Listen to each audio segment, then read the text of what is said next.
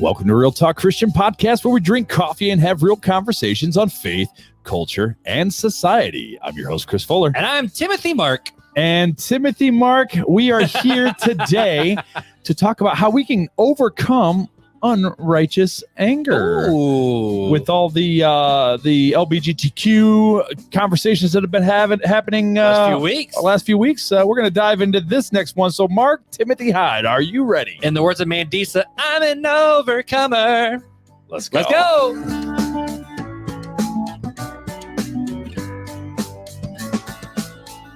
I'm pretty sure I said Marc. Did I hit my note? I'm pretty sure I said Marc Timothy Hyde rather than I just want to know Marc if I hit my Hyde. Mandisa note. I can't hit no Kelly Clarkson notes, but I can try for Mandisa, I guess. You need to be trying to do You're this. an overcomer. No, you didn't. No.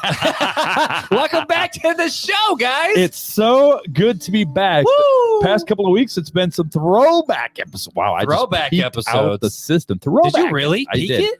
I think so. But Dang, the throwback episodes to a few of our, I think it was episode 32 and 160 something. I don't know. I'm just Something hoping like we that. didn't actually go real live. Did we accidentally go real live? It says live, so I don't know. It didn't know because it's recording only. Guys, we're tired of using our old junky software, so we're upgrading. We've officially, because of Fuller, upgraded. So hopefully on YouTube, it looks a little better, Hopefully sounds a little it's better. All articulating with the sounds. Last coming week, from our mouth. I guess technically it was last week, but 3 weeks ago, OBS screwed up our sound. So Yeah, we didn't have the roadcaster on for so long. It's their fault. It's never take the blame. Point the blame. But It was not our anyways, fault. Timothy Marc Hyde, how are you this evening? I'm good. Good, very I'm good. over-caffeinated. Just a little I'm bit. still drinking. You didn't go get a refill, did you? I didn't, but I still have some left in here, This is and why it's we brought the still Yetis. warm. So That's why I brought our Yeti. Well, mine's off-brand. Mine's non-bougie Yeti. So Beth bought a Yeti, and I was like, babe, that's stupid. Why are you buying like a little mini cup that's basically like a tumbler or whatever? And she goes, no, I want it because, as a mom, especially with the way we have to feed Lennox, most of the time before she even hits her coffee, it's already cold because of the amount of stuff she has to do with Lennox. That's just being a mom, I think. Yeah, it's true. Or it's like the coffee's always getting spilled or bumped or whatever. So she's like, I want coffee that keeps it warm. Doesn't spill as Doesn't easily. spill and is a mug. She goes, I want to hold, because Beth loves holding mugs. Yes. So back in the day when she would take the kids to school, she would always she had a specific mug that fit in the cup holder, and she would take it to school.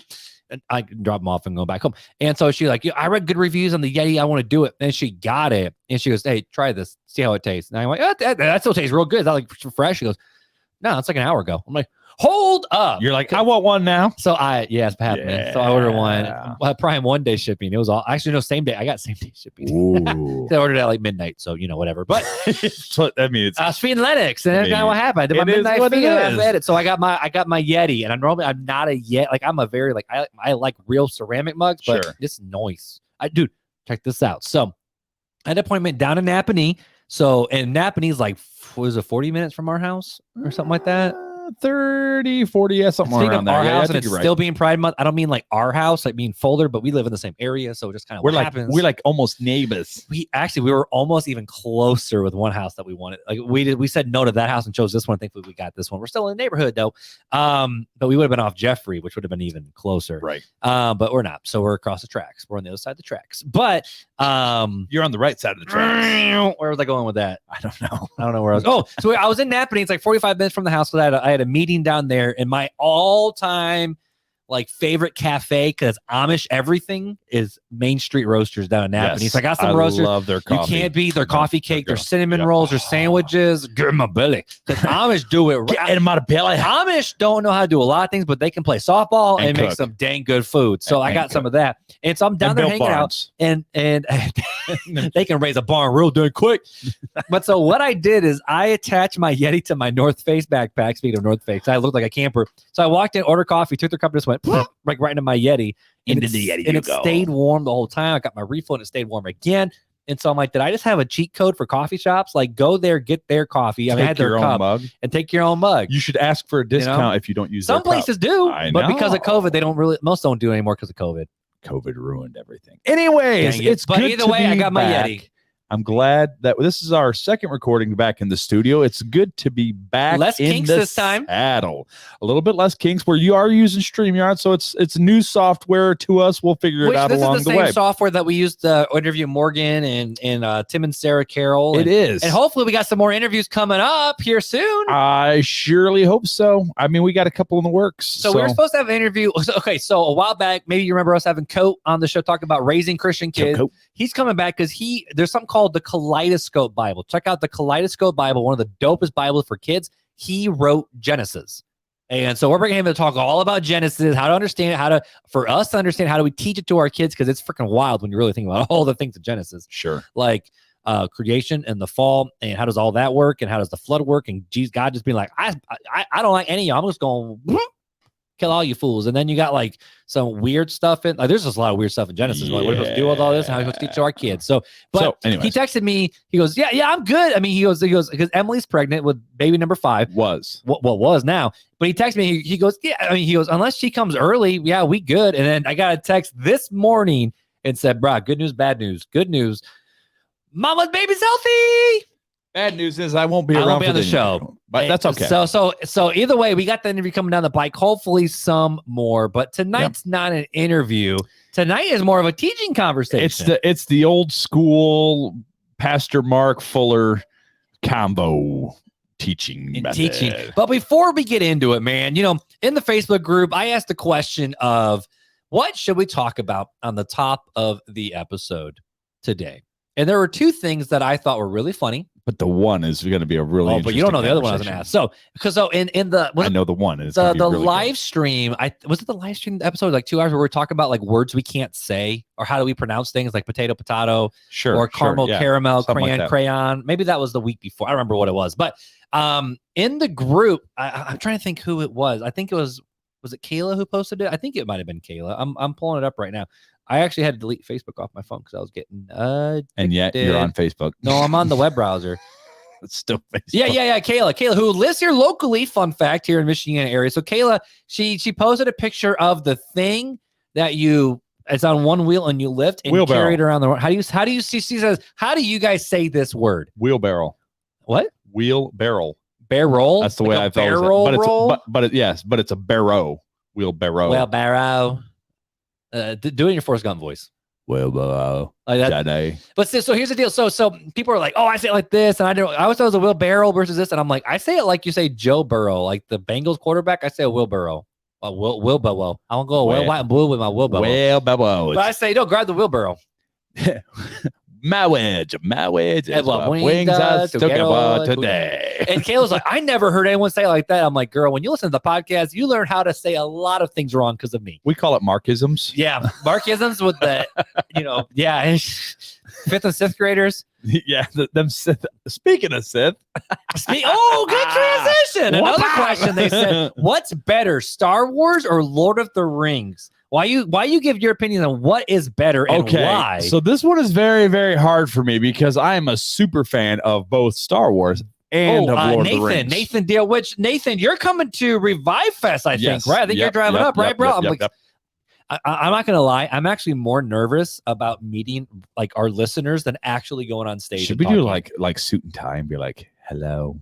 We ITC podcasting hosts. I've been eating too much meatloaf. I don't know if I can fit in a suit, my suit anymore. It seems like every time I wear it, I have to get a new one. You can borrow one of mine. Thank you. This dad bod is no joke. But no, Nathan goes, oh, my bad. No. I'm sorry. I read the question wrong. My apologies. He said, how is Star Wars better? How Star Wars is better than the Lord of the Rings? See, I have a problem with because he made a statement. Homeboy made a statement. Star Wars is better than Lord of the Rings. Lord of the Rings is awesome. I love Lord of the Rings, but I love the Star Wars universe too.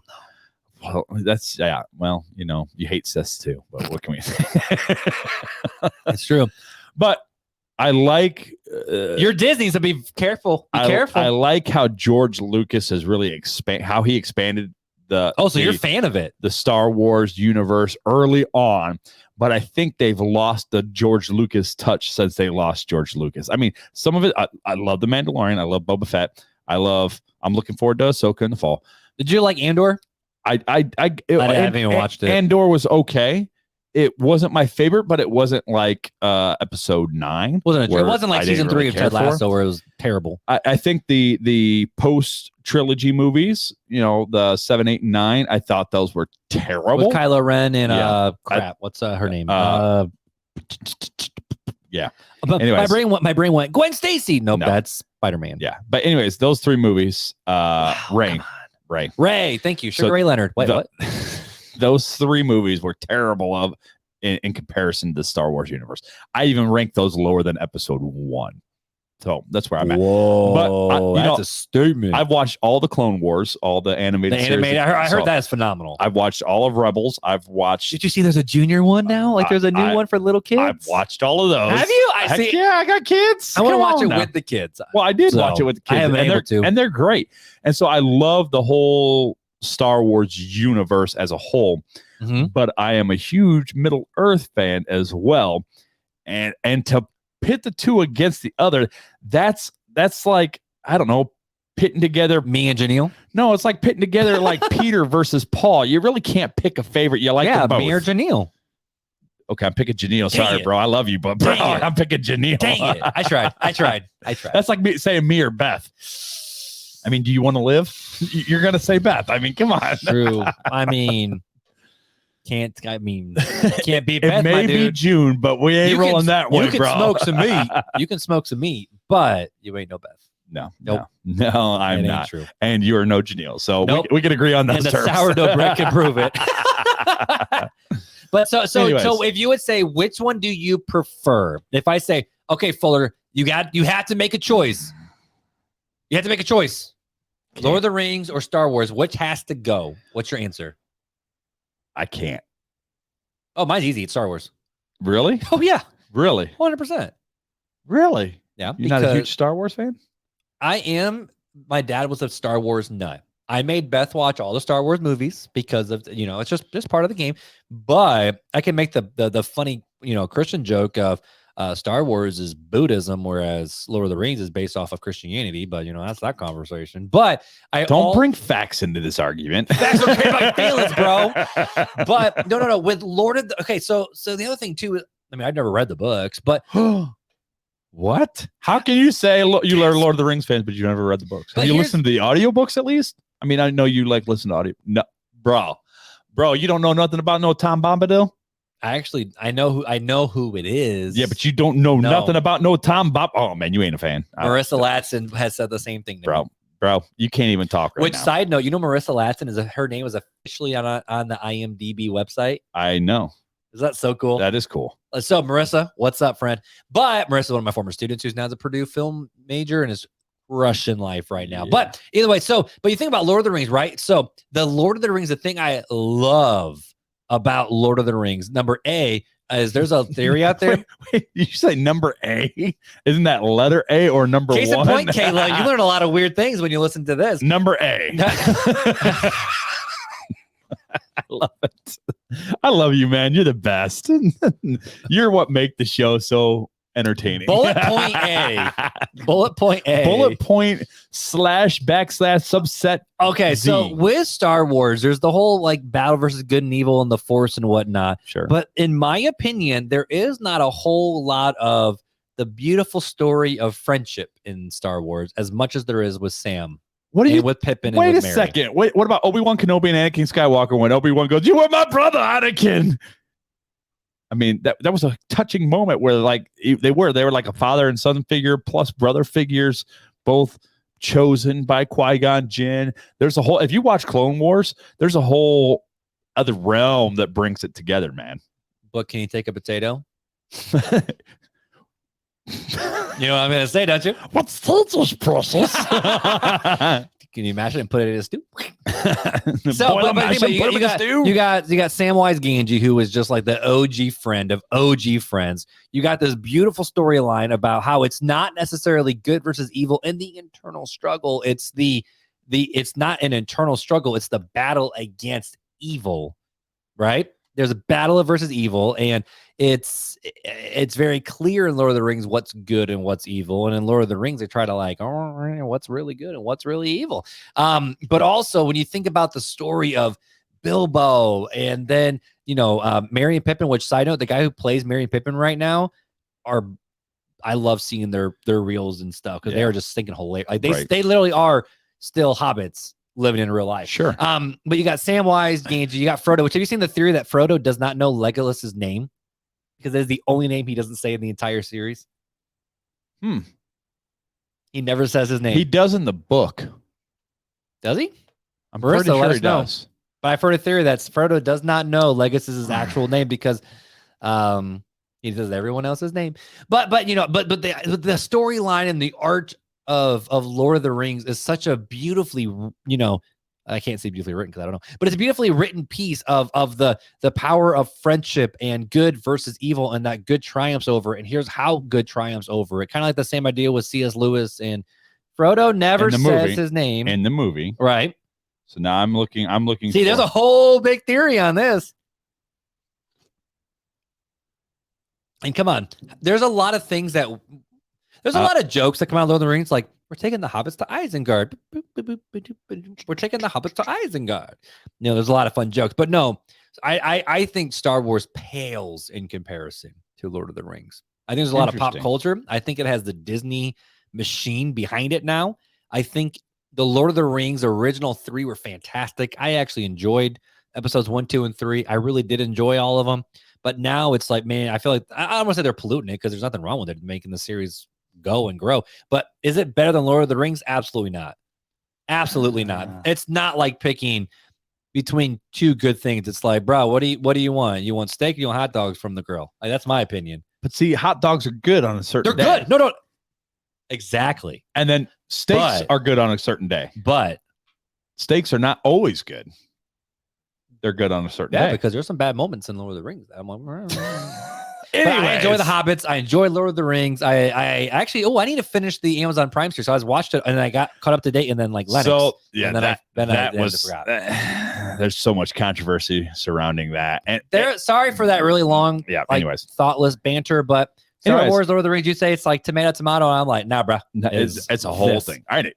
At least we have opinions on it, though. We do have opinions on it. Just like the opinion that we got from our listener. I'll read this. I'll read the review because here's the deal, all right? So, first off, from your boy Kevin, who lives in Highland, which is the town I grew up in. Highland. I grew up in Hammond and then over to Highland. Highland. Not Hammond, but Hammond.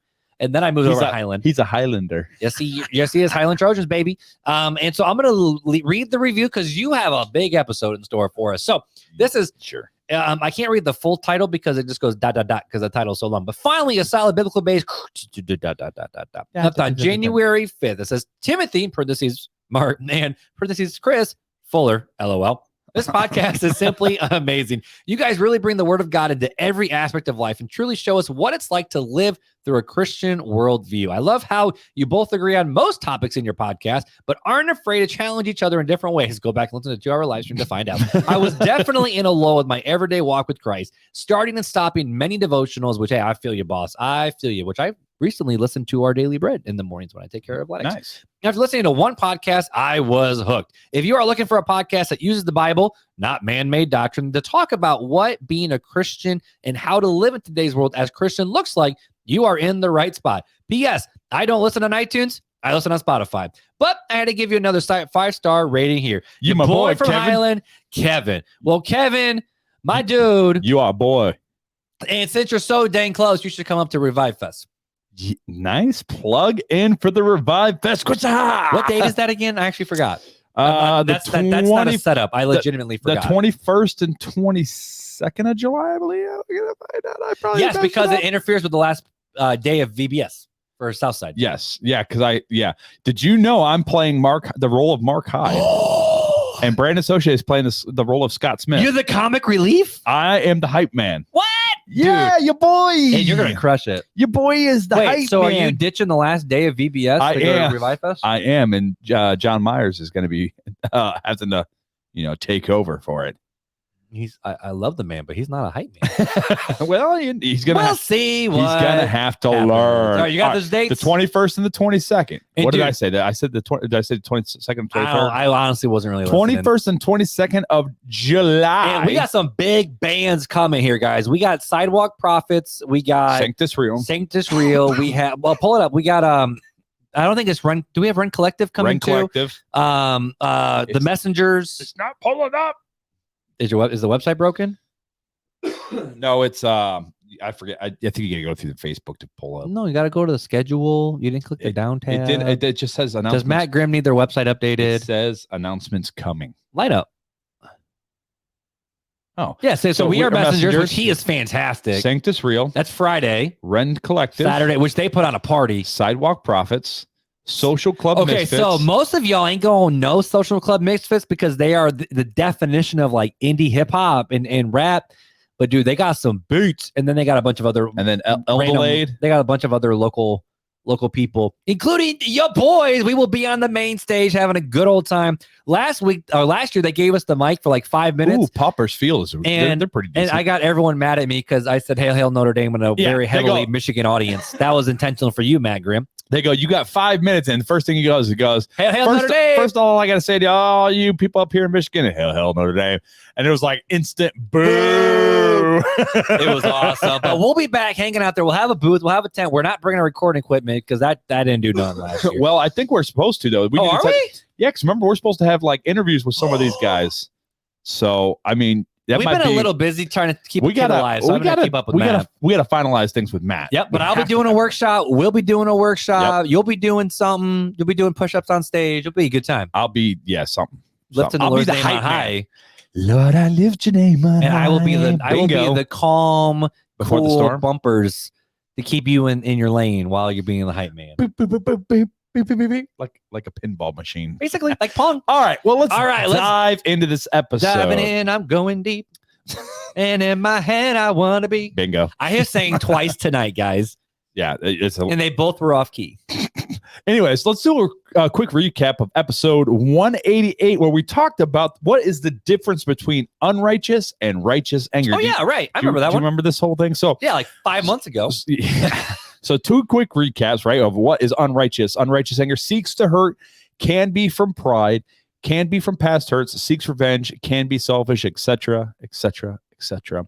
Righteous is angry about things that God would be angry about, is not self-seeking, is motivated out of love for others, is grounded in love and the fruits of the Spirit, etc., etc., etc. And if you don't remember that, pause this episode. Go back to listen to episode 188. Going back. And then come back 12 episodes to episode 200 here. Well, I guess it's not 200. It's not 200 now. It's 203. 200. Dang it. We screwed it up. 202. No, because 202. This is 202. You're right. Dude, we just crossed the 200 mark. We had a 100th episode thing and a giveaway and a live stream. We messed up. Dude, you know, over our break, we crossed 500,000 downloads. I did realize. You know what we're going to do for our 200th episode? What? Come to Revive Fest and find out. But Jim, I don't know what we're doing, guys. I'm scared. I don't either. So what are some ways we can overcome anger, right? So let's look at some. We know what unrighteous anger is. We know what righteous anger is. Now, how do we overcome it? So this is putting like action steps to this it. This is like, how do we live it out in reality, in real life? Okay. Because we're real talk. I feel that. Faith, culture, and society. Bam. Anyways, so we can love and treat others well. The golden rule, obviously, most of us have grown up hearing about the golden rule. What we call the golden rule refers to Matthew 7, chapter 7, verse 12. So in everything, do to others what you would have them do to you, for this sums up the law and the prophets. Jesus knew the human heart and its selfishness. In fact, in the preceding verse, he describes humans being as innately, quote unquote, evil in verse 11. Jesus' golden rule gives us a standard by which naturally selfish people can gauge their actions, actively treat others the way they themselves like to be treated. So basically, what we're seeing here at godquestions.org, not sponsored, is he's referring to the golden rule as a good gauge for those people who may tend to be a little bit more self-seeking, frustrating annoying, to gauge themselves on when they're treating somebody in the butts. else are they treating them well? So that's a good. What's the platinum? Isn't there like a platinum rule too? Isn't it like don't do to others what you don't want people to do to you? There's something like that. I don't remember. But basically, the golden rule is like how you want to be treated, treat other people. Right. Like exactly. It's common sense, guys. Right. It's common sense. Right. So the English Standard Version translates the golden rule like this: whatever you wish that others would do to you, there you go. Do also to them. For this is the law and the prophets. Jesus brilliantly condenses the entire Old Testament into this single principle taken from Leviticus 19:18. Do not seek revenge or bear a grudge against anyone among your people, but love your neighbor as yourself. I am the Lord. I am the Lord. Again, we see the implication that people are naturally lovers of self, and the command uses the human flaw as a place to start in how to treat other. Notice how our friends at gotquestion.org stated that it's a good place to start, right? So when we're dealing with unrighteous anger or even righteous anger, that we don't know how to do it. We're always angry. We're constantly blowing up. The first place, the starting point is to think about, okay, how do I want to be treated in the situation? Right. I probably should treat them the same way. I don't want to be kicked in the shin and my hair pulled. I say that's really hard. Like, I always thought forgiveness was easy until I had to have push come to shove and the crap hit the fan and went, oh snap. Yeah. Or like when a kid comes up and kicks you in the no-no zone and you're like, I really want to kill you. Normally it's a headbutt. Yeah. Or like a Superman punch. Oh. That's what Shiloh likes to do all the time. So watch yourself when he's around. Yep. Just an FYI. Good to know. That's his new thing. It's a Superman punch. Anyways, so that's one way that's the good starting point, right? Is to remember the golden rule. What's another good thing to remember is the two greatest commandments that Christ gave us, right? So we see quite a few things coming out of how do we love others, which is really what the heart of Jesus's ministry was getting down to the intentionality of your heart rather than just the actions that you portray, right? Okay. So the whitewashed tomb, think of the whitewashed tomb, right? You can look good on the outside, dead on the inside. But dead on the inside. Yeah. So it's all about being alive on the inside, being whitewashed on the inside, not just the outside. Yep. So Jesus was asked this very question, but again, this is from gotquestions.org. And this will be in the show notes. What is the greatest commandment? So Jesus was asked this very question by a Pharisee who was considered to be an expert in the law, according to Matthew chapter 22, verses 34 through 36. Jesus answered by saying, love the Lord your God with all your heart, with all your soul, and with all your mind. This is the greatest and most important commandment. The second is like it. Love your neighbor as yourself. All the law and the prophets depend on these two commandments. Matthew, again, chapter 22, verses 37 through 40. Jesus gives us two commandments that summarize all the laws and commands in Scripture. The 10 Commandments in Exodus 20 deal with our relationship with God and then our relationship with other people. So isn't it Christ is following the same theme here, right? Yep. One naturally flows out of the other. Without a right relationship with God, our relationship with others will not be right either. The cause of the world's problem is that man needs to be reconciled to God. We will never love our neighbors as ourselves if we first do not love God with all of our heart, mind, and soul. All of man's best efforts towards world peace will fail as long as men are living in rebellion against God. So, he's got something. No, I mean, we talked about this a couple times. Like in episode 149, we said, how can we love the unlovable? But the question, episode 38 from season 1, can one love without God? We kind of talked about that with the idea of, we can, I remember your argument, and I still think about it, is the fact of I do believe that we all have a common grace where it's like, yeah, we want to do the right thing because we're made in God's image. Sure. But you kept countering with, and I see it more and more every day, is the fact of, okay, well, what's the motivation behind it? Right. You're being kind, so therefore you get stuff back. Or you get a feeling, or you get something. Which I mean, God, I think natively puts those inside of us. But if we say, okay, so why'd you do that? Well, I want to honor God in my life, not because I want to get a bonus or I want to get a reward. I want to get this. Like we have, we teach our kids with reward systems to help promote good behavior. Right. But if our ultimate reason is the fact of just serving ourselves, it's going to just let us down. Well, that's why if you look at it, this is a compounding, right? So the first thing that Christ says is the golden rule. The second thing is he makes it a little more difficult, right? The golden rule is how you want to be treated, treat others that way, right? So that's the basic. And then we go into, all right, let's look at the intentionality. The next level. Let's take it to the next step. The why behind that reason is to because you're supposed to love God. Right. And so now we're getting a little harder. So here comes the next hardest. Wham, bam. Thank you, ma'am. Sorry. That was awesome. Terrible. That was awesome. So again, from gotquestions.org, What does it mean not to let your sun go down on your anger? So don't let the sun go down on your anger, right? So we go, all right, golden rule. Now we look at loving God, loving others. And how hard is it when you're mad to not let the sun go? I think of me and Janelle, and this verse plays in my mind. Anytime we've been in an argument, it's like, okay, I'll let the sun go down on my anger, but I'm really mad right now. How do I get rid of this? So here we go. Let's talk about it. So in Ephesians 4, 25 through 27, it says this: therefore, putting away lying, speaking the truth, each one to his neighbor, because we are members of one another. Be angry and do not sin. Do not let the sun go down on your anger, and don't give the devil an opportunity. Paul gets practical in the latter half of the letter of Ephesians. In this section, he exhorts believers to tell the truth to each other, be angry without sinning, which we talked about, stop stealing, work so they can give to others in need, use the words to edify others, not grieve the Holy Spirit, put away sins such as anger, be kind to others, forgive others just as God forgives them. So in Ephesians 4:26, we have the command to be angry and yet do not sin. This statement is probably a reference from Psalms 4:4, where it says, tremble and do not sin. The particular psalm is sometimes titled, quote unquote, a night prayer or an evening prayer of trust in God. Verse 4 continues, when you are on your beds, search your hearts and be silent. Ooh, that's one's a hard one. Perhaps this part of the psalm was meant to help your prayerful reader resolve any anger issues in the heart before going to bed. Paul uses this Old Testament passage as a springboard for his command, do not let the sun go down on your anger. Anger must be controlled and should never use it to sin. If we do become angry, we should deal with the anger and its root quickly and then promptly put it away from our lives. We should strive to keep short accounts and forgive those who need to forgive in a timely manner before the sun goes down.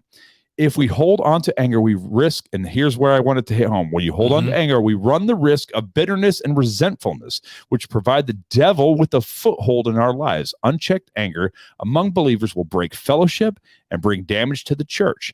We must be careful to heed the closing exhortation of Ephesians 4. Be kind and compassionate to one another, forgiving each other just as Christ forgave you. Ephesians chapter 4, verses 32. And so this is the primary purpose of not letting the sun go down in your anger. So it's not just like, it'll mess you up. Man, I got to say sorry before the sun goes down and I go to bed, because that is not what Paul is saying here. He's springboarding, really, in my opinion, off of what Christ is already teaching about the inside and why it's so important to clean that inside of that tomb of, hey, listen, if you don't deal with this anger issue, figure out what the root of it is and deal with it, it's going to cause resentment and bitterness to start seeping in the more you hold on to it. And the more you hold on to it and start getting those feelings, the more foothold you give to Satan to attack you and attack others through you, which causes destruction amongst you and the fellowship that you have with others and with the church. And, thinking about this verse, oh, sorry, Beth just texted me and she's like, oh crap, it's 9:15 because of feeding Lex at 9. She goes, she probably forgot.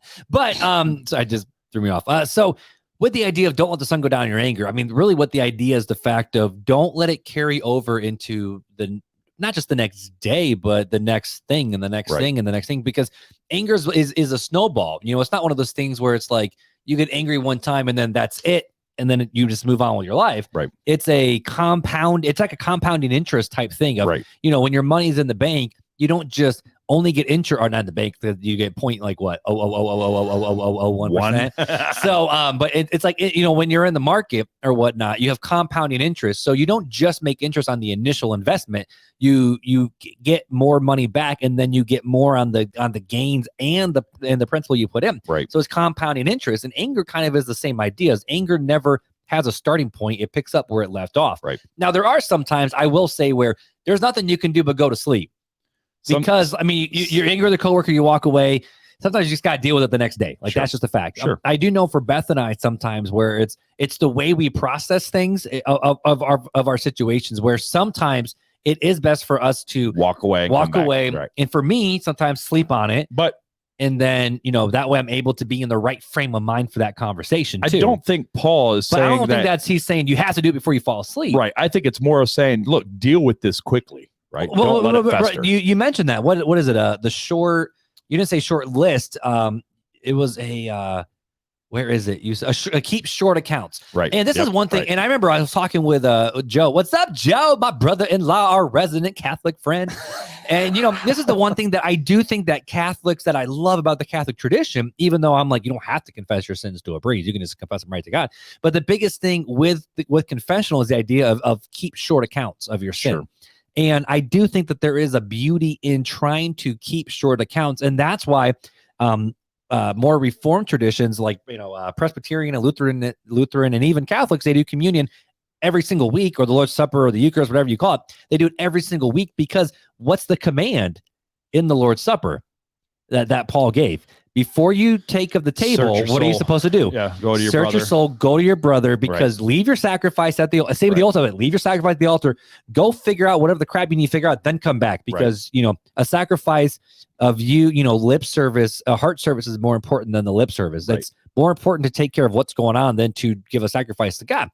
Not saying the sacrifice to God isn't important either. No, it's saying. But the idea with communion that I've heard one pastor speak on is the fact of communion help us keep short accounts. And so in the traditional church liturgy, there's what is called the confessional time, where you are actually called to maybe not like walk over to the other neighbor and confess your sins, which maybe you have to, but it's more the fact of how often do we actually, and I'm asking myself this question, how often do we actually have time and make time to sit, reflect, challenge ourselves? What we read there in Psalms, what was that verse again? Psalm 4:4.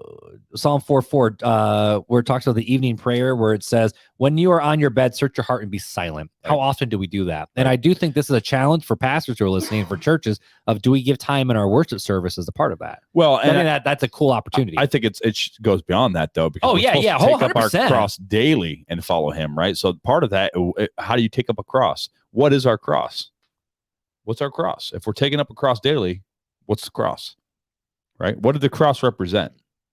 Forgiveness of sins, right? Yep. So how if you don't confess your sins, how do you know what you're forgiven for? Right. And so what I'm leaning into is I'm thinking like remember we talked about the beginning, like in January, like what rhythms are you making in your life? Can you create a rhythm of check yourself before you wreck yourself? Man, we are all full of it with the one-liners today. It's because of the coffee. It was so dang good. I got a second cup and I'm not sleeping tonight.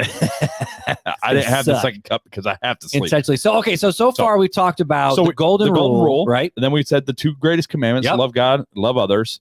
And then we went into don't let the sun set on your anger. Right. And so now we're going to get into the latter part of what Paul was talking about there, of Ephesians 4:32, be compassionate to another, forgiving one another, just as Christ forgave you. So we got to forgive and you will be forgiven, right? So in Matthew 6, Jesus is teaching disciples how to pray, and in doing so outlines how we are restored in intimacy with God whenever we have displeased him. In fact, Jesus instructs us to build into our prayers a request for God to forgive us in the same way that we are forgiving others who have harmed us. Matthew 6:12, which is forgive us this day, or forgive our debts as we also forgive our debtors. Right, exactly. So if these are those things we have not forgiven when we ourselves pray for forgiveness, then practically speaking, we are asking God not to restore a right relationship with us after we sin. To emphasize the importance of restoring broken relationships with our brothers and sisters, Jesus states that asking for God's forgiveness for one's own sins, all the while withholding forgiveness from someone else, is not only bizarre, but hypocritical. We cannot possibly walk with God in true fellowship if we refuse to forgive others. To be sure, an unforgiving spirit is a serious sin and should be confessed to God. If we have unforgiveness in our hearts against someone else, then we are acting in a way that is not pleasing to God, making our prayers and a proper living relationship with him difficult. God will not hear our prayers unless we show ourselves ready to grant forgiveness. To quote John Calvin on this verse, if we are not harder than iron, this exhortation ought to soften us and render us disposed to forgive offenses. And this is from his commentary in Matthew, Mark, and Luke, volume 1. A second biblically plausible interpretation of Matthew 6:14-15 is that it's saying anyone who refuses to forgive others and demonstrating that he has not truly received Christ's forgiveness himself. Any sin committed against us, no matter how terrible, is trivial in comparison to our sins against God. If God has forgiven us of so much, how could we refuse to forgive others of so little? Matthew 6:14-15, according to this view, proclaims that anyone who harbors unforgiveness against others has not truly experienced God's forgiveness. Both interpretations strongly deny the salvation is dependent on our forgiving others. Whether Matthew 6:14-15 is speaking of relational forgiveness, or whether it's the declaration that unforgiveness is the mark of an unbeliever, the core truth is the same. We should forgive others because God, through Christ, has forgiven us, according to Ephesians chapter 4, verse 32. Is it wrong for someone who has truly experienced God's forgiveness to refuse to grant forgiveness to others? So, in those two viewpoints, right? My viewpoint is the relational aspect. It's not the mark of an unbeliever aspect. I would say that in the relational aspect, we tend to get self-focused so much that we forget how much. I can't believe how Marc treated me. Like, I can't forgive him. I mean, I think it's fair to process that. And I think, well, I think there's when we're talking about unforgiveness, right? We're talking about, I think, more than just I haven't forgiven you yet. Like you wronged me today and it's tomorrow and I just haven't forgiven you yet, right? I think unforgiveness is a solid choice of I will not forgive you under any circumstance. I'm choosing not to forgive you or to even try to forgive you. I think that's more what we're going down the line here of. Yep. And I remember I know I brought this up before with dealing with forgiveness with my situation. With my counselor a lot. And I remember Neil, hopefully Neil's still listening. What's up, Neil? If you is, not R is, but if you is. But I remember Neil saying that, what is forgiveness? It's not forgetting. It's not, there's natural consequences. And then there's, what do we tell our kids? There's natural consequences. And then there are, what's the word? Geez, why can't I actually pull this out of my butt tonight?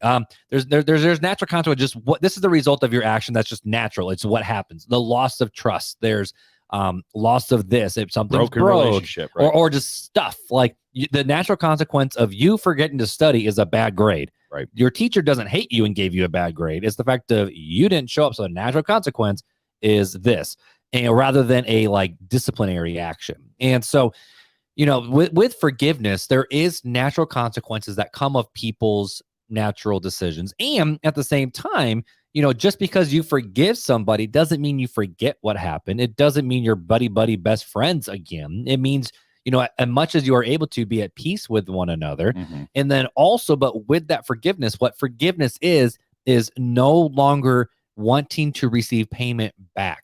And so when you think about it in monetary terms, if the bank or someone was to forgive someone's loan, you're not saying, oh, the loan never existed. It's the fact of I'm not requiring you to pay back this loan.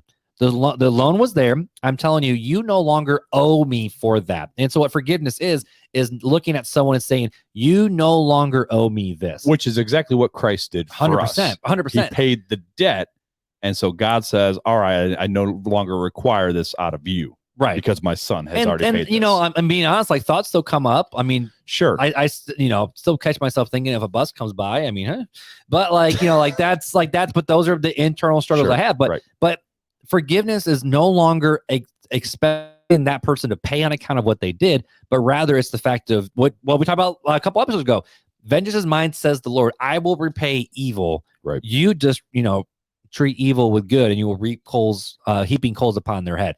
And so with forgiveness, it's that next step of you're no longer someone screwed you over, someone did something, someone hurt you. You're no longer looking for payback. You're no longer looking for, don't let the door hit you on the way out. You're no longer looking for karma. There are natural consequences that will happen. Sure. But you are no longer saying you owe me this because you did this to me. And instead you turn over to God and say, God, you do what you got to do with it. That's not my job. My job is to walk in such a way where I do forgive them. Maybe I verbally say it. Maybe I don't because you don't have that opportunity, but you don't live expecting them to pay back a bill that they, they ring up. And I think it doesn't mean that there's still not pain or hurt or anything like that to work through or walk through. I think it's just like you said, it's I'm not looking to see anything bad done to them or repayment done. I'm turning it over to God, and it is what it is. But there's still punishment. That's what I was looking for. There's natural consequences, and then there's punishment. Right. But when you're looking for the other person to be punished, you have not forgiven them. Intentionally go after them to punish them. Not even intentionally, but just saying, "Oh, I hope God gets them." Like that is where it's like, okay, you have to question, am I truly forgiven? If I'm seeking for punishment for them for an action, should others be seeking punishment for me for my actions? Because God forgave us. So if God forgives us, we need to and ought to forgive other people. That's the mark of a Christian. Right, exactly. So we've talked about some different things here and compounding on unforgiveness and why we should do it and how some biblical ways. So what are some practical ways, right? Okay. So I brought a couple, 1, 2, I think 3 different things, and then we can give final thoughts and close out. That's cool. All right. So this first one comes from the Gospel Coalition, and it's an article written by Joshua Lemayan, and he had 3 points. Yeah, good luck pronouncing that last name. Lemayyan. It looks like Leviathan, but Lemayan. Yeah, we're gonna go with that. Rawr. All right. So number 1, and I like this. He said, invite counsel. Right. Mm-hmm. What do we do after we've had a prayerful search, after we've prayerfully searched our hearts and reached the conclusion that anger is not misplaced? How are we to respond to what we can sense is righteous anger? Firstly, we must be careful before we become certain that we have reached a correct conclusion. It is important that we remember the anger of a man does not produce the righteousness of God, James 1:20. Therefore, we must seek counsel of fellow believers and invite them to assess our anger. And I think that's a good, fair point, right? Mm-hmm. Sometimes we get blinded by the tree and we can't see the forest through the tree. Oh, dang. Wait, say that again. We get blinded by the tree and you can't see the forest through the trees. Yeah, I like that. So when you're so close to a situation and you think it may be righteous, maybe it's not righteous, or maybe it is righteous, but it wouldn't be a bad thing to invite the counsel of trusted fellow Christian brothers. Well, what's the verse in Proverbs? There's safety in a multitude of counselors. Right, exactly. So I think that's a good first point that he had. Invite counsel. Now, this is not a gossip sesh, guys. No. This is not for gossiping. No. This is a help me know assess my anger. Did you hear what they did? Yeah. Can we pray for them? No, that's gossip. But no, it's more the fact of I'm trying to see, am I right or wrong? Help me understand. Is this a righteous anger or an unrighteous anger? Which I've done with you so many times over the years. And there's a time where it's like, Mark, get your head out your butt. Like, come on, dude. And there's other times where it's like, yeah, they done messed up, Aaron. Like, Aaron. So there's things. But so I like that. So it's not gossiping. It's inviting counsel to help you work through and process. It's not one to talk bad about a person or situation. It's you're inviting helpers. I have a couple trusted people that I'm inviting to look at my situation and tell me, am I righteously angry or unrighteously angry? Yep. So number 2 is avoid underreacting. I like not this point. Overreacting, but underreacting. It may be that we are correctly stirred by injustice, abuse, corruption, gross evil, or culturally acceptable practices that hurt people, such as female genitalia cutting, child marriage, stuff we talked about a couple weeks ago. Yep. Surely we cannot remain apathetic to these ills. Our zeal for the will of God to be done on earth as it is in heaven compels us to act. And I think that's what would have been good for us to talk about a few weeks ago. Right. So this is the usefulness of righteous anger, not unrighteous, but righteous anger. While we often sin by overreacting in anger, we must guard our hearts against underreacting. We should be encouraged when we are stirred to anger by the right things and to the right proportions, right? That's interesting. So being angry about the Target situation, you can be is probably righteous, but burning Target is probably overreacting in your unrighteous anger at that point, right? I would agree. There's both, but not saying anything or having the conversations about it and telling people they're okay for living this lifestyle is kind of underreacting. I'm trying to remember the verse, but the Bible even tells us that it's okay to hate evil. Right. God, and everyone talks about, oh, God doesn't hate anything. No, God freaking hates evil. He hates evil. He detests it. What's that verse? He detests it. Right. And if we're supposed to have the same mind as Jesus and the same mind as God, well, there are things to hate. And Jesus, that's why homeboy flipped them tables in the tabernacle, because he hated, and that was an injustice that was happening to people. There was a barrier for them worshiping God. And so, bro flipped the Monopoly tables. Well, and you got to remember, well, I just lost it. Never mind. We'll move on. I had it, and I was like, as soon as I started talking, it went. Anyways, let's move on. So, wait. Oh, I lost it again. It came, and then you said anger. So God is good. Oh, that was impressive. Wow. Yeah, so it came back. I had to think about it. But God is good. Don't lose it. So the opposite of good is evil. So the opposite of God is evil. Okay, so we should hate the things that are Evil. Exactly. I like that. Evil. Exactly. Enough said. I don't know how to All right, transition. so number 3, and the last thing from the Gospel Coalition says, leverage anger to love others. As Christians, we should respond to this by seeking ways to leverage our anger for the good of others. This may mean calling our neighbors to a meeting to address the lack of speed bumps or starting an organization that will help the poor. What angers us may point us to something that we need to leverage for the glory of God. Righteous, well-leveraged anger will lead us to pray, go on missions, stand against injustices, or even lovingly confront those that have wronged us. Is there a societal ill? Societal? Societal. Oh, I can't read. I know that word, guys. Societal. Look. I can't say Wilbur, but I can say societal. It's my 6th. Anyways, see, we got this. Societal ill that has been proven provoking. I can't read tonight. That has been provoking you to anger? Question. Is there a societal ill that has been provoking you to anger? What are some ways that are available to you that can be leveraged for the good of those around you? So it can draw us to action, right? Being righteously angry like Christ in the temple can draw us to action, like flipping over money changers. But he wasn't just doing it because he was mad at Monopoly. It was the fact that literally people were right, because it was the fact that people were selling these things in order to line their pockets, right? Because they had to have sacrifices. So instead of charging a normal fair rate, it's like Six Flags with water, right? So the next article, it's another 3 things that we can do to overcome or manage anger. This comes from Tacoma Christian Counseling. This is Dr. Kevin Ball. Says this. 1, restrain the unrighteous anger. Proverbs 29:11 tells us that the fools vent their anger, but the wise quietly hold it back. This scripture does not mean that the wise bury their anger or don't deal with it, but means that they control their anger and how they express it. When you restrain your anger, you keep it within limits so that you don't overreact. I like it. So number 2 is reevaluate it. James 1:19-20 says, my dear brothers and sisters, take note of this. Everyone should be quick to listen, slow to speak, and slow to become angry, because human anger does not produce the righteousness that God desires. God's way of dealing with anger is to be slow to anger. There are some things that you need to let roll off your shoulders and not internalize or act on. When you reevaluate a person's words or actions, you often find that there's no need to get angry, or to get angry, as the person really did not intend to hurt you or was merely acting out of their own biases, which is not a reflection of you. So again, this isn't a blanket statement for every circumstance, but these are some good things that you can look at. Number 3, release it. Colossians 3:8 says, but now you must also get rid yourselves of all such things as these: anger, rage, malice, slander, and filthy language from your lips. When you deal with anger God's way, you feel it, vent it in a safe way, possibly complaining to an innocent third party where no one is harmed, and then release it.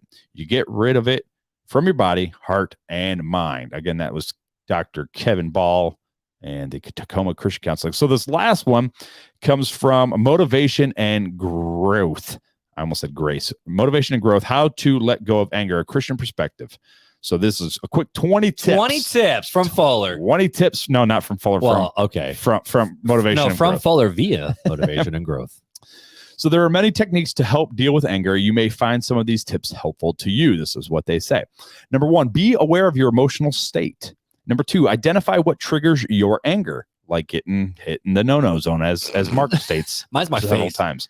That too. Don't hit me in the face. Number 3, use I statements to express your feelings. Number 4, be assertive without being aggressive. I don't like you hitting my face, kids. Be assertive. Don't you hit my face again. That was bad tone. Number 5 says, pay attention to your tone of voice, bro. Dang it. So number 6, practice breathing techniques to breathe correctly and slowly. Inhale, exhale. Smell the cookies. Blow out the candles. Smell the coffee. Blow on it because it's too hot. That's good. Number 7, take a break and go for a walk or listen to calm down. So this is something like you used to state that it's sometimes good for you and Beth. Sometimes it's good for me and Jill. So take your coffee, smell it, breathe out, take a walk with it. Take a walk with it, or walk to Starbucks, walk back. walk to Tacoma, walk back, whatever your favorite coffee house I will is. say, the day I found out about all this, your boy walked to Jimmy John's to get some food. There you go. So there's that. Maybe that was a couple days in a row. I remember. Number 8, listen to relaxing music. Number 9, change your angry thoughts into positive ones. This one's so hard for me. I struggle with that one. I feel like that one's a little like, hey, change it. I think that the positive thought is more the fact of what has God done for me for forgiveness? How would I want to be treated? Yeah. So it's not just like Peter Pan, think happy thoughts and fly away off to Neverland. Well, and I think that goes into number 10. Count your blessings, right? Ooh, name them one by one, homie. Count your blessings, name them one by one. Someone needs to remix that mug. Because that would be balling. Maybe we'll talk to some like Ren Collective to remix it. No, there's some guys I follow on Instagram that I think would be pretty balling to like remix it. All right. So number 11, practice self-reflection and ask yourself, how will what I am about to say solve the problem and encourage people? Or what events or situations trigger my anger? And then that's just knowing it. Yeah. Yeah. So number 12, change your focus by engaging in an activity that requires your focused attention, such as cleaning the house, doing yard work, reading a book, smoking meat, grilling on the grill. That's not what I thought you were going to say. What?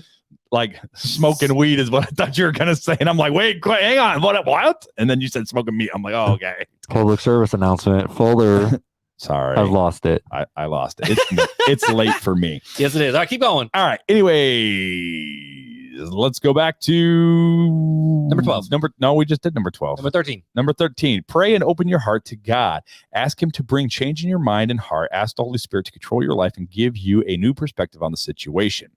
Number 14, learn conflict resolution techniques and implement that's a big one. Number 15, count to 10 or even do 10 or 100 before responding. Or you can do 1, 2, 3, 1, 2, 4. buckle my shoe, 3, 4. When you feel so mad that you want to roar, take a deep breath and count to 4. 1, 2, 3, 4. Daniel Tigers, ladies and gentlemen. Yeah. All right. Anyways, number 16, take time out as a break to cool off. Number 17, engage in physical activities such as jogging or running or taking care of 8 kids. That's a physical activity that nobody thinks about. Number 19. It says relaxing.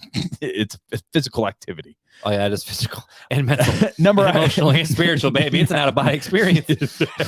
Woo! Number 18, practice forgiveness and do not hold grudges. Number 19, practice self-care, which you know how I feel about that. I'm not about the self-care thing, but that's just me. Anyways, number 20. But this is a little different. Practice journaling by writing down your thoughts and feelings. So I think that between all 3 of these articles, the biggest thing is not bottling it up. You got to let it out. Let it go. Let it out and let it go. Let it go. Let it breathe go. It in. No, what is it? Breathe it in, breathe it out, breathe it in, breathe it out. Let it go. Oh, that's what I'm saying, bro. Yeah, that's it. So to recap the whole last hour, last 57 minutes, 25 seconds. Yeah, but there's 20 minutes of banner. That's so true, last 37 minutes. Basically, I would say golden rule, 2 greatest commandments. Don't let the sun go down on your anger. Learn to forgive as God forgave us. And then look at those practical lists.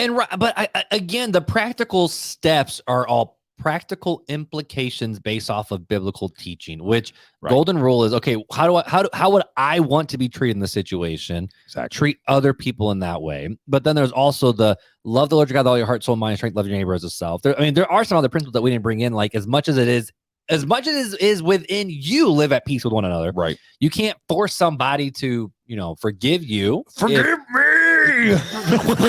You can't force somebody to do it, but at the same time, and remember, forgiveness is more about your relationship with God than them forgiving you. But there also is, but again, and we can't forget that there are natural consequences and there's also punishment. And so this is where the difference is the fact of if someone sins against you, we have the ability to only control ourselves. But here's the other thing too, is if we sin against someone else, we need to not just forgive me already. Like it's just normal, or whatever. Right. It's the fact of like for marriages, if there's porn involved or affairs or promiscuity or adultery, let's just call a spade a spade. It's hard to get that trust back. Yeah. It's hard to get that respect back. It's hard to get these things back. For friendships, if you go behind someone's back and you just cut them down at the knees, you think that person's really going to be friends with you again? No, that's called a natural consequence. If you cheat at work, if you cheat at school and you get laid off and fired, I can't believe the company would do that. I just messed up one time. Nah, bro, that's called embezzlement. Like there's all these different things that we think of the fact of, oh, if they would just forgive it, they would just, forgive and just forgive and forget, just forgive and move on. No, I think it's wise not to forgive and forget. God chooses to forgive us our sins and separate as far as east is to the west. Right. He chooses to still love us, but there are still natural consequences that come of it. And the same as we're trying to teach the kids of, there's natural consequences to not taking a shower. Well, there's good consequences and bad consequences. It's what your choice dictates which consequence you're going to get. But if you're going to hang on to this anger so much that it eats you up, that it destroys your life, that's what the Bible is warning us against. Like, I could take my personal situation, hold on to that grudge, and honestly ruin my marriage with Beth and I. Because 100%. The past trauma that I went through. You could be a woman hater right now and just be like, because of that, X, Y, and Z, screw all women. Which there's a lot of people who do that on both sides of the party. Sure. A party, both sides of the fence, that whatever you want to call it, I guess. Spectrum. But here we go. At the end of the day, when it comes to this conversation about unrighteous anger, I think we first need to check our own hearts. We need to check ourselves, figure out when we're angry. It's the same idea as the fact of we need to self-reflect. We need to self-look in. Sometimes we need to ask for help and go, am I justified in your anger? Because there's a difference between being justified in your anger versus asking the question of, am I holding on to this too much? Am I viewing this from the wrong lens? Someone could be like, no, that was bad. Like, you got to figure this out, man. Sure. Or like, nah, you got to let that go. And so, are you wanting to be the judge and jury? Do you want to be vindicated because that person screwed me over, so I want them to get screwed over? Right. Is that what you're looking to do? Because if you do that, you're going to watch yourself be destroyed by this thing, and the only thing that bitterness does is destroys you. It doesn't fix relationships. It doesn't make anything better. It can ruin your entire life. And you see this happen with people so many times where they let these this is why we talk about this, like the old senile people, where all they are just grumpy and no one wants to be around these old people that are just super time. Just grumbling. This is Marc Hyde's opinion. Just kidding. He's like, wait, what? No. I mean, like, but when people are all the time grumpy, people want to avoid them because they have destroyed their own self, that they're just not a joy to be around. And I'm not saying all old people. I'm saying some old people, but there's also people that are in our circle groups and our sphere of influence where I'm like, I don't want to be around you, man, because you're just negative as crap all the time. Negative Nancy. And I don't want to be a part of that. Nancy, I'm sorry. Negative Nelly. I don't know. Sorry, everybody that's named Nelly. Yeah, that's true. But it's more the fact of, like, there are going to be natural consequences of there's natural consequences of the bitterness that goes inside of you as well. So again, the biggest thing is, keep a short ledger, keep a short leash, keep a short account of your own shortcomings, and make sure that you are confessing your sins, the person that you sinned against, and to God. Make sure you're trying to build those relationships back up, but also understand that if someone sins against you in the most vile way possible, yes, there are different ways to respond. There are biblical ways to respond. But at the end of the day, holding someone responsible for their decisions is not a sin, and it's not a bad thing. It's when you take that, harbor that bitterness, let it grow and fester inside of you, where it says Satan has the foothold, you will destroy your life. And I think there's appropriate ways, and most instances it's not up to you to hold them accountable, right? So like here in America, there's a justice system, right? Mm-hmm. The justice system holds them accountable for egregious acts against somebody, right? Yep. It is not, if Joe Schmo killed somebody, it's not Peter Schmo's job to go kill Joe Schmo, right? Yep. It's the justice system. There's a procedure that we should follow. The government's leading on that. It's just like, with SBC scandals and all the sexual misconduct that happened in that. It's the courts, it's the police, it's those people that should be involved in dealing with dishing out the justice. And then on top of that, if they're unrepentant, then it's God's job to deal with it further beyond that. And that it's not our job. It's our job as brothers, that if it hasn't been done to us, brothers and sisters, to come around the victim and to help the victim in that. Yep. And then if it has happened to us, it's to figure out a way to be able to come to terms with there's a God in heaven that's forgiven you, so you need to forgive them, but that doesn't necessarily mean that you have to forget that everything that happened, nor can you say, oh, I'm just going to let this person back and do whatever they want again. Mhm. Like, you could set up boundaries. That's okay. Boundaries is a good That's word for okay that. to Boundaries, do. yeah. Putting up boundaries is okay to do. And likewise, if we're the offender, if I cut you down at the knees and I come back and I pour my heart out and say, I'm sorry, and you say, I forgive you, but here's boundaries, I have to respect those boundaries, right? Mhm. As the offender. And that's you if we're coming with humility. That's where humility exactly. comes in. So if we're the offender, we should always respect the boundaries that people put up to us for being the offender. Yep. And likewise, because that's a natural consequence of your actions. right. And likewise, as someone who has been offended against, we shouldn't make unrealistic boundaries with a true confessing, repentant heart, right? If you backstab me, called me blah, blah, blah, blah, blah to whoever, Mhm. and I said, which for the record, I have not. and I said, and we say, we're, okay, I'm done being friends with you. And you come back and you go, I'm truly sorry. And you really mean it. And I can tell you have a heart. I can say, all right, Mark, I forgive you. I don't know what friendships will look like. Let's set up these boundaries and maybe converse slowly and see what happens if I can move the boundaries at all. And if not, and Mark, you should be okay with that. And you would be like, yeah, I'm okay. Look, I'm truly sorry. And if you're really, truly sorry, you should be okay with anything at that point because you were the offender in this. So regardless of what comes out and what happens, you should be okay with as a Christian, right? And so that's where I think we all need to lead to. And we all should be looking at doing unto others what's best for them and what God would have for them, and remembering what God has done for us and every encounterment that we have in this messy world that we have, and even in the church, right? The messiness of church. We're all people. We're all sinners. We're all saved through Christ, and God looks at Christ. It looks at us through Christ, and that's the reason why we are justified and even deemed saved and clean and justified. So that's all I got for my closing thoughts. What do you got, man? Anything else? Ephesians 4:1-3 says, I therefore, a prisoner of the Lord, urge you to walk in a manner worthy of the calling to which you have been called, with all humility and gentleness, with patience, bearing with one another in love, eager to maintain the unity in the spirit and the bond of peace. Time for Fun Facts with Failure. You couldn't have said it Look any at better. you than hitting with them that. buttons, bro. I'm like, you hit them buttons. I'm like, that summed it all up right there. We ain't even got to say nothing else. Bam, button. I was trying to look at it. I'm like, shoot, what verse is that? Oh, yeah, Ephesians. There we go. That was so a perfect verse. let's end this episode, my dude. So, all right. What fun fact? This is episode 202, not 200. Sorry, YouTube. Yes, sorry. 202. What fun fact do you got for this beautiful episode? Well, I don't know about you, Mark, but I kind of like to play a hand of poker here and there. And so I'm actually kind of good at it. Are you? Well, Texas Hold'em? So, this is poker, not Texas Hold'em. There's a difference. Oh, you mean like this is straight up five card stud. I played it some, but not a whole lot. So here's the thing, right? The odds of getting a royal flush are exactly 1 in 649,740. Shut up. Really? Yeah. Poker fiends have a slightly better chance of laying down a straight flush. Try 72,192 to 1. Dang. Out of the 7,462 distinctive 5-card poker hands, you have a 42% chance of getting a single pair, though. So at least you can hold on to that. I mean, it may be a pair of twos. So, okay, so you have a 40% chance of getting a pair. So, yeah, I don't know. So when you're betting all in on the house against the house, I wouldn't be betting on a pair. You got a royal flush.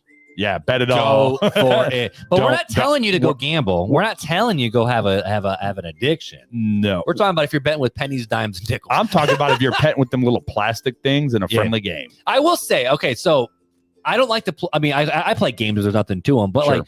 like okay, we play poker in Bible college, and but it'd be like these 4 or 5 hour long poker games, and I'm like, okay, can I at least try to win? Like, is there a buy-in? Like, here's a can of pop. here's a Pop-Tart. Winner gets to take all the Pop-Tarts. Like, I think that makes it a little bit more worth it. Yeah. Because by like hour 4, I'm like, I'm out. Screw this. I'm gonna go do something else better with my time. Gotta have a friendly something in there. But right? you know what people should be doing with their time? They should be checking out Yes, RTC. sir. They should be sharing the episodes with someone that they know, whether it's a spouse, a friend, a coworker, someone else who needs to have these conversations. Man, there have been 202 episodes. I know some of you guys like to listen, which if you're listening by order, you wouldn't be listening to this one. But there's some people who's like, man, I'm listening in order. I haven't caught up yet. Bro, there is no order. Sorry. It's just the whatever numbers random. are more for us to remember. Back on what number said was like Beth was 39. Yeah. Joe Frericks was so 40. we have something to reference back to. 100%, and just to know what episode number we have, because Sure. it's really, really dope. But if you haven't listened for a while, there are literally thousands of you guys listening to the show. Leave a review on Apple Podcasts or Spotify so that way more people can find the show just like you. Check us out on YouTube if you haven't already. Hit that subscribe button or the bell notification to know when we are on. Don't forget to get your tickets to Revive Fest. Yes, sir. It's coming up here in a couple weeks. We need to get you guys there to hang out with us and really be part of the RTC community. In person. And you might have noticed we don't do a lot of Instagram anymore these days, but we've been doubling down inside the Facebook community. So be part of the Facebook community. Find other like-minded believers just like you to continue these conversations. We're going to continue these conversations next week and the weeks to follow. So hang out. But until then, though, guys, Take it easy.